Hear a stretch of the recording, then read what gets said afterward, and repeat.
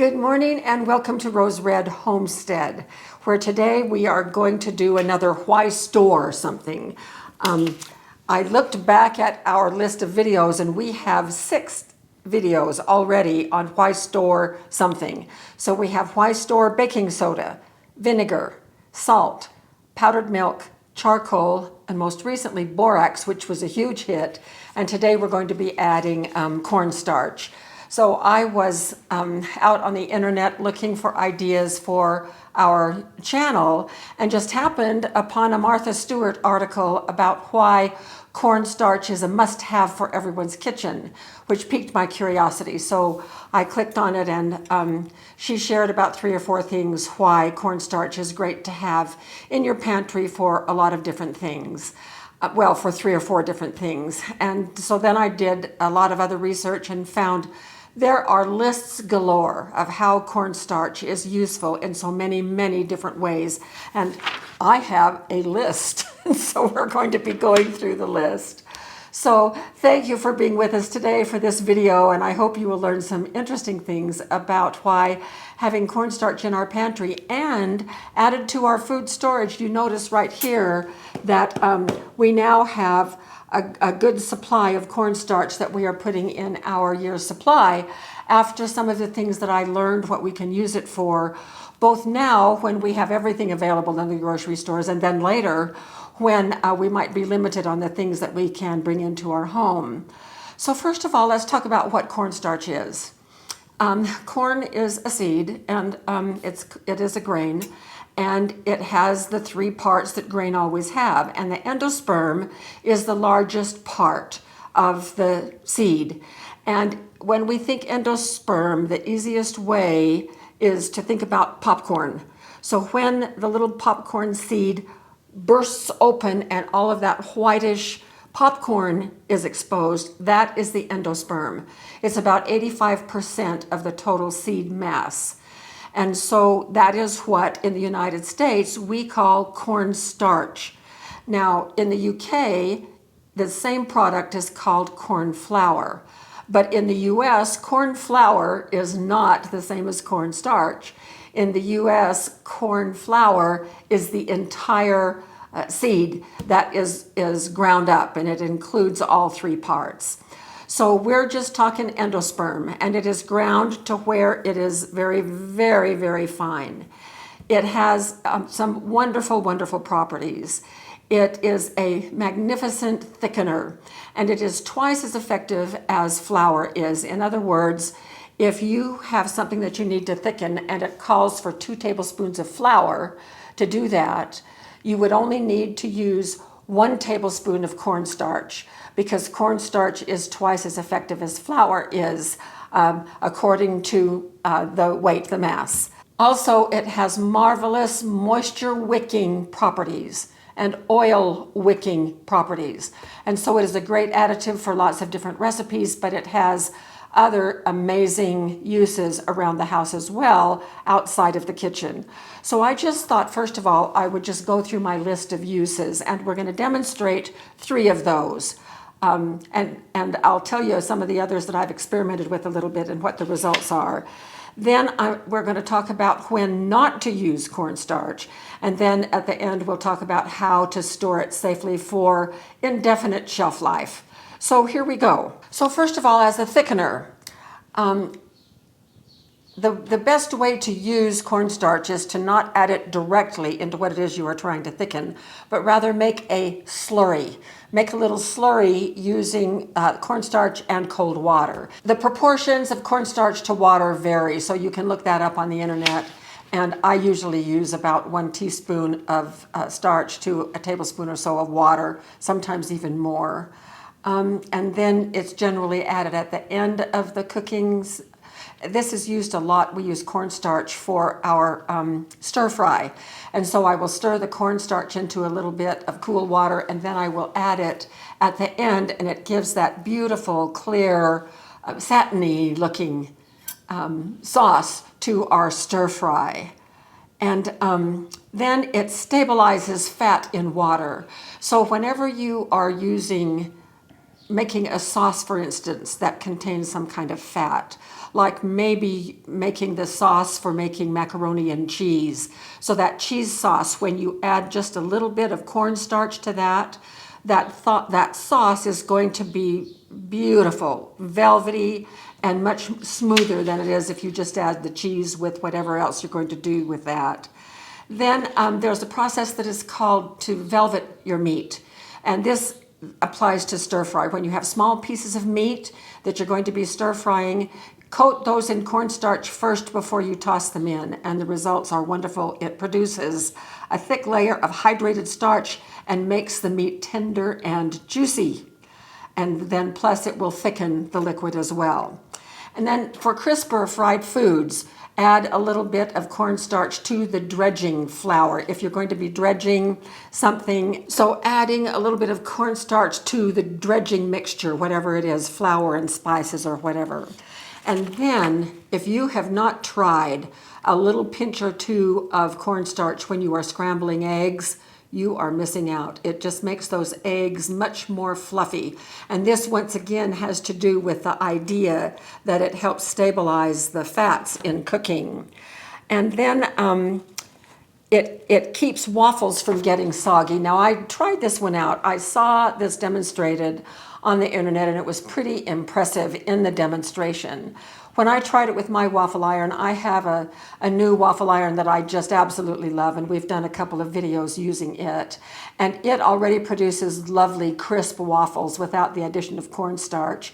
But if when you make waffles and you remove them from the waffle maker and put them out on a plate or on a rack to hold for when you're ready to eat, and if they turn soggy, if they sog down, if when you hold it up it kind of limps over to the side, just add a couple of tablespoons of cornstarch to your batter and that won't happen. They'll be crisp and wonderful. And then you can also turn regular flour into cake flour by just adding a little bit of cornstarch, and there are plenty of recipes for that online as well. Another thing, we're going to be doing a video here shortly on egg substitutes. Well, I'm going to preempt one of the things that we're going to talk about on that video and just tell you that cornstarch can sub for an egg in baked goods. And I do have the recipe for you on that.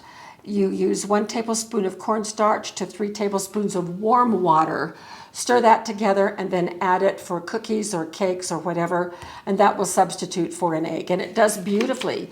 It functions as a binder, the same way that an egg would function. You can use it as a 1-to-1 swap for arrowroot or tapioca starch or flour.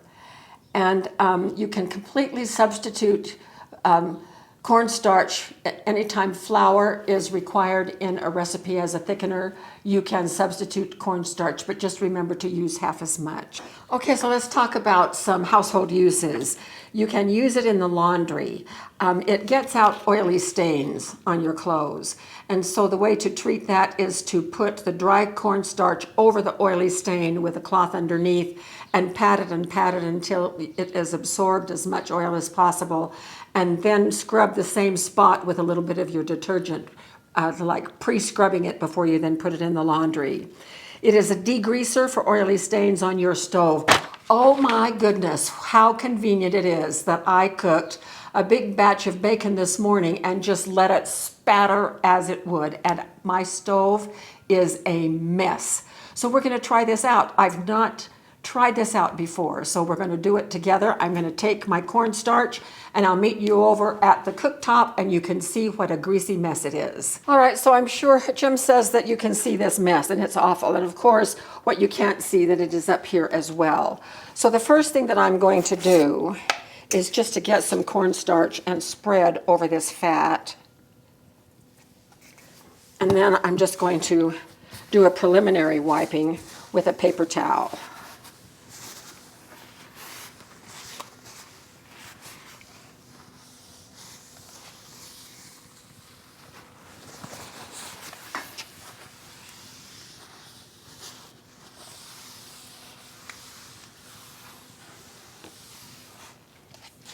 And now I have a dry microfiber cloth, I'm just going to go over it again.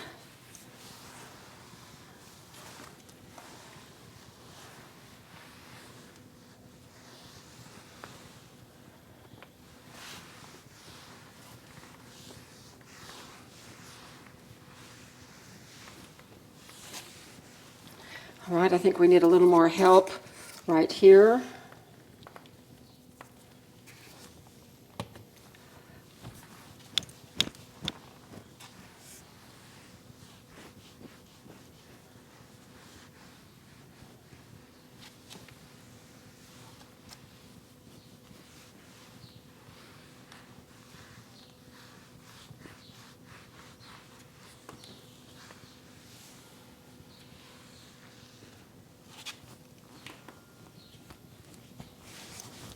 And right here.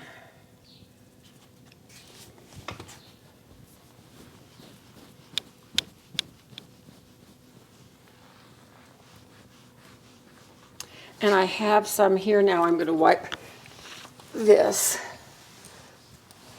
Boy, that's coming right off.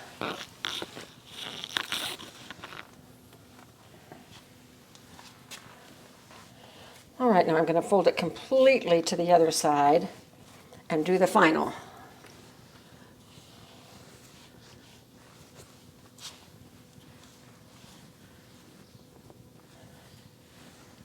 Wow, look at that.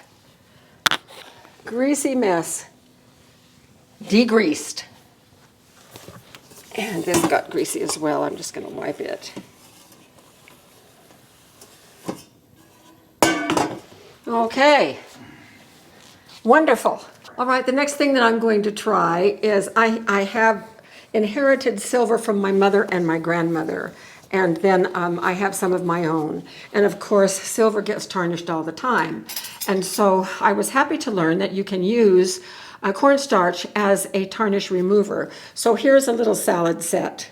And this, the bowl of this spoon was my practice this morning to be sure. I have made a paste. Actually, I'm going to add a little more water to it. It's too stiff. And it worked just like a charm. My gosh.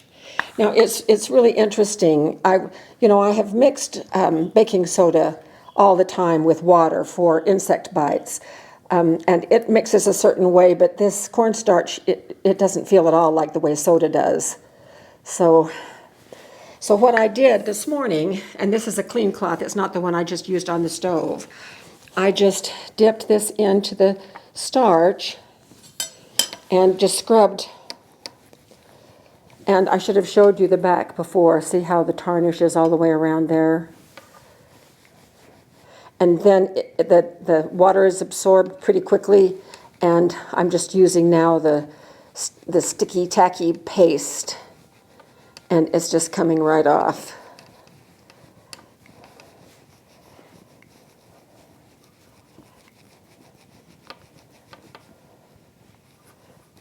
This is very, very old. I bet it's 60 or 70 years old. So there's still some spots down here, but most of the tarnish is off. Now I'll get the front side.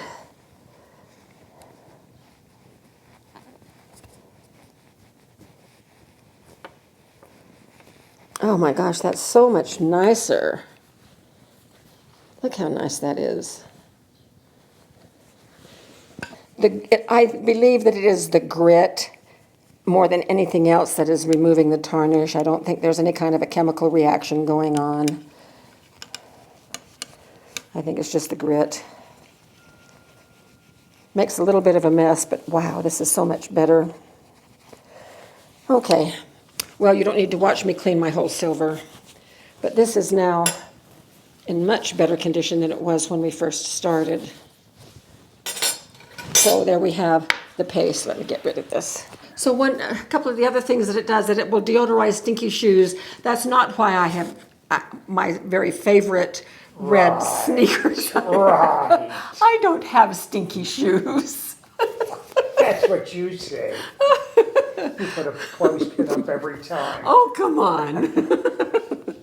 But what happened, several months ago is that my shoelace got this tightest knot and I could not budge it. I couldn't budge it with my fingernails. I couldn't budge it with the tines of a fork. And so I'm going to try to recreate that awful knot. I probably won't be able to do it all the way, but I'm pulling it really tight. Okay, now it's very tight and